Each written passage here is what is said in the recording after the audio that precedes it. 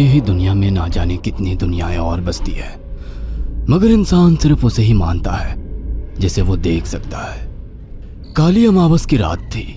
चारों ओर सिवाय हवाएं और शोर के अलावा कुछ भी नहीं था। राजन को आज घर लौटने में देर हो गई थी। रात के सन्नाटे को वो अपनी साइकिल से चीरता हुआ चला जा रहा था। वो गांव की नदी तक पहुंचा ही था कि तभी उसे नदी के पास एक काला साया दिखाई दिया जो नदी के किनारे पानी को घूरे जा रहा था। इतनी रात को नदी के पास देखकर राजन के ना जाने क्यों रोंगटे खड़े हो गए। उसे ऐसा महसूस हुआ मानो उसके पैर साइकिल के पैडल पर जम गए हो। राजन कपकपाते हुए होठों से बोला, कौन है वहां पर? राजन ने इतना बोला ही था कि अचानक वो साया बिजली की रफ्तार से दौड़ता हुआ राजन के नजदीक आ गया। राजन की नजर जैसे ही उस साये पर पड़ी, उसके हलक से एक भयानक चीख निकल गई। इस घटना के 1 महीने बाद अर्जुन का सारा ध्यान ड्राइविंग पर था। उसकी पत्नी शिखा कार में ड्राइविंग सीट के बगल में बैठी हुई एक मैगजीन पढ़ रही थी। शिखा ने मैगजीन रखकर अर्जुन की ओर देखकर कहा, और कितनी दूर रह गया है तुम्हारा गांव अर्जुन? बस थोड़ी दूर रह गया है, आधे घंटे में हम पहुंच जाएंगे। तुम्हारे चेहरे पर इतनी टेंशन क्यों है? टेंशन क्यों नहीं होगी शिखा, मैंने अपनी माँ को बगैर बताए तुमसे लंदन में शादी जो कर ली। पता नहीं माँ तुम्हें देखकर कैसे रिएक्ट करेगी। डोंट वरी अर्जुन, मुझ पर भरोसा रखो। तुम्हारी माँ को मनाने की जिम्मेदारी मेरी है। आई होप शिखा ऐसा ही हो। यकीन मानो अगर ऐसा हुआ ना तो मेरे ऊपर से एक बहुत बड़ा बोझ उतर जाएगा। अब मुस्कुरा भी दो यार। अच्छा, तुम बता रहे थे कि गांव में तुम्हारी बहुत बड़ी हवेली बनी हुई है। कुछ बताओ ना अपनी हवेली के बारे में। अरे 15 मिनट में हम वैसे भी पहुंचने वाले हैं, तुम खुद देख लेना। कुछ ही देर में अर्जुन अपने गांव वीरपुर अपनी हवेली में खड़ा हुआ था। अर्जुन की माँ अर्चना देवी अर्जुन के स्वागत के लिए हवेली के बाहर खड़ी हुई थी। अर्जुन ने दौड़कर अपनी माँ के पैर छुए और डरते हुए बोला, ये शिखा है माँ, मेरी पत्नी। हम दोनों ने लंदन में शादी कर ली।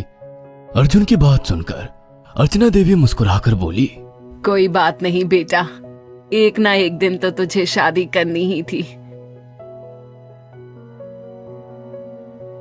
इतना बोलकर अर्चना ने अपनी बहू को गले लगा लिया और वो अंदर आने का इशारा करती हुई वहां से चली गई। अर्जुन को अपनी माँ का ये बिहेवियर देखकर बहुत ज्यादा हैरत हुई। उसे उसकी माँ इस बार बहुत बदली हुई सी लगी। अर्जुन पूरे 10 साल बाद लंदन से आया था। अर्जुन उन्हीं ख्यालों में खोया हुआ था कि उसके कानों में उसकी पत्नी शिखा की आवाज टकराई। अब क्या बाहर ही खड़े रहने का इरादा है क्या? अंदर नहीं चलोगे? कौन से ख्यालों में गुम हो गए? मुझे लगा था माँ को मेरी शादी के बारे में जानकर बुरा लगेगा, मगर माँ को तो जैसे कोई फर्क ही नहीं पड़ा। अजीब आदमी हो, ये तो अच्छी बात है। मुझे मेहनत करने की जरूरत ही नहीं पड़ी। चलो अब अंदर भी चलो। अर्जुन और शिखा अंदर की ओर चले गए। अर्जुन ने देखा कि उसकी हवेली में सन्नाटा पसरा हुआ था। उसे याद था कि उसकी हवेली में बहुत सारे नौकर चाकर हुआ करते थे। डाइनिंग टेबल पर डिनर के दौरान अर्जुन अपनी माँ से जो बोला वो सुन उसकी पत्नी शिखा और रहस्यमय अंदाज में मुस्कुराकर लगातार देखे जा रही थी। माँ, हवेली के सारे नौकर कहाँ गए? मैंने सबको छुट्टी दे दी बेटा। लेकिन क्यों माँ, तुम्हें तो काम करने में बहुत ज्यादा तकलीफ होती होगी। नहीं बेटा, मुझे कोई तकलीफ नहीं होती। कुछ वक्त से मुझे सुकून और सन्नाटा अच्छा लगता है। अर्जुन इससे पहले अपनी माँ से कुछ कहता कि उसकी माँ ने उसे बोलने से रोक दिया। अर्जुन चुपचाप खाना खाने लगा। खाने के बाद अर्जुन और शिखा बेडरूम में चले गए। अर्जुन बेड पर सोच में लेटा हुआ था कि अचानक शिखा अर्जुन से लिपट गई और वासना का तूफान अपने चरम पर पहुंच गया था। अचानक शिखा को दरवाजे पर 2 लाल लाल आंखें दिखाई दिए। उसे ऐसा लगा जैसे कि कोई उसे देख रहा हो। शिखा ने तुरंत बेड से उठकर अपने कपड़े पहन लिए। क्या हुआ शिखा? अर्जुन, मुझे ऐसा लगा जैसे कोई हम दोनों को देख रहा हो। पागल हो गई हो क्या? हवेली में सन्नाटा पसरा हुआ है, एक भी नौकर चाकर नहीं है। तुम्हें वहम हुआ होगा। तुमने तो सारा मूड खराब कर दिया शिखा, अब सो जाओ। उस रात अर्जुन तो गहरी नींद में सो गया, मगर शिखा की आंखों से नींद कोसों दूर थी।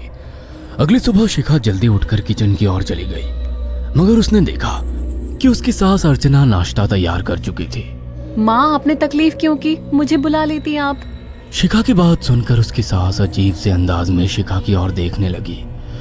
उनके देखने के अंदाज में पता नहीं ऐसा क्या था कि कि शिखा को अपने रोंगटे खड़े होते हुए महसूस हुए।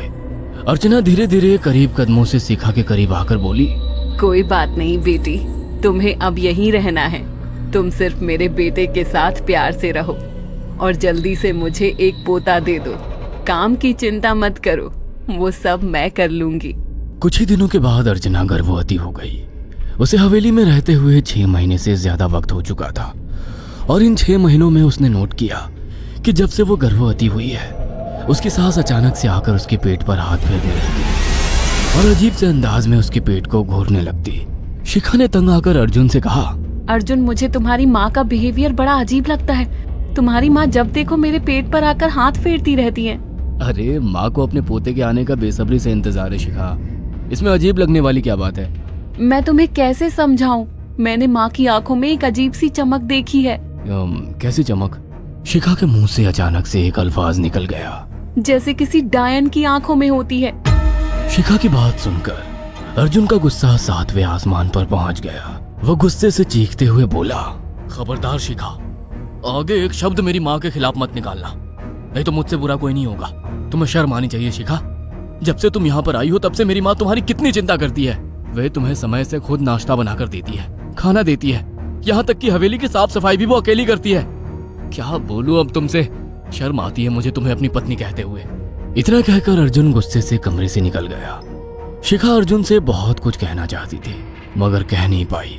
उसने महसूस किया था कि चाहे कितनी भी तेज आंधी और तूफान आए, मगर हवेली के अंदर धूल की एक परत तक नहीं जमती थी और दिन ब दिन अर्चना के चेहरे की झुर्रियां कम होती जा रही थी। ऐसा लगता था मानो वो जवान हो रही हो। शिखा के अब 9 महीने कंप्लीट हो चुके थे और एक रात अचानक उसे प्रेगनेंसी पेन होने लगे। वो दर्द से तड़पने लगी। ये देखकर अर्जुन घबरा गया। वो दौड़ा दौड़ा माँ को बुलाकर लाया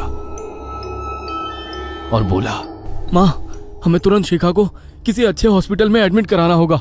अर्जुन ने देखा कि उसकी माँ ने उसकी बात को सुना ही नहीं।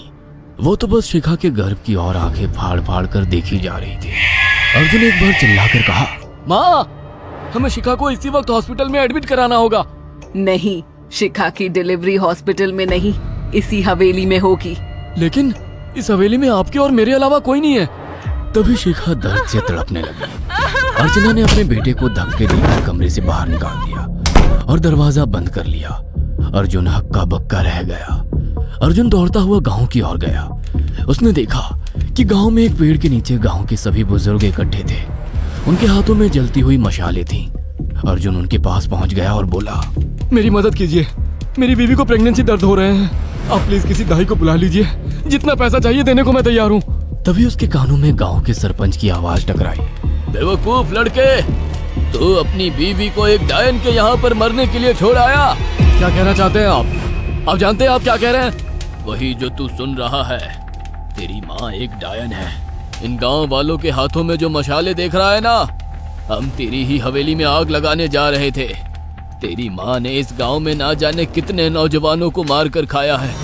तेरी माँ एक डायन है। लगता है आपका दिमाग खराब हो गया है। आप जानते भी हैं मैं कौन हूँ? हाँ, मैं जानता हूँ। तू ठाकुर धीरेन्द्र प्रताप का बेटा है। तेरे पिता को शक हो गया था कि तेरी माँ एक डायन है, इसीलिए उन्होंने तुझे हमेशा उससे दूर रखा। पहले तेरी माँ ने तेरे पिता को मारा और धीरे धीरे करके वह हवेली के सारे नौकरों को मार कर खा गई और फिर गांव वालों को भी मारने लगी। और अब तो तेरे होने वाले बच्चे को खाएगी, क्योंकि डायन को नवजात शिशु का मांस खाना बहुत पसंद होता है। अगर मेरी बात पर यकीन नहीं है तो चलकर मेरे साथ तो खुद अपनी आंखों से देख ले। इतना कहकर सरपंच अर्जुन को लेकर हवेली की ओर चल पड़ा। उसके पीछे कई लोग थे जो जलती मशाले पकड़े हुए थे। हवेली के अंदर घुसकर उन्होंने उस कमरे के दरवाजे को तोड़ दिया जहाँ पर शिखा थी।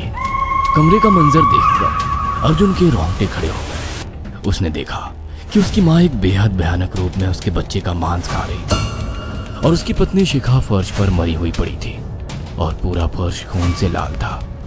अर्जुन को अपनी आंखों पर यकीन नहीं आ रहा था कि तभी उसकी माँ उसके ऊपर झपटी। सरपंच ने चीखकर कहा, अरे इस डायन को आग लगा दो, जिंदा जला दो इसे और साथ ही साथ इस हवेली को भी।